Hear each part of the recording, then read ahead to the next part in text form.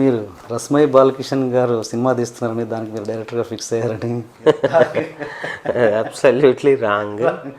ఈ ప్రొడ్యూసర్ గారు ఉన్నారు కదా, ఆయనకి రసమై గారు మా చాలా క్లోజ్ ఫ్రెండ్. ఆయన రెగ్యులర్గా ఆఫీస్ రావటం, అలా కలవటం. అయితే రసమై బాలకృష్ణ గారు ఒక పీరియాడిక్ స్టోరీ రాశారు, ఆయన ఒక లవ్ స్టోరీ. ఆయన నాకు చెప్పారు, అదేంటంటే ఆయన చాలా లెంతీగా రాశారు, దీన్ని ఏమన్నా కొంచెం టైట్ చేసి ఇవ్వమన్నారు. నేను కూర్చుంటాలేండి సార్ అని, అంతే.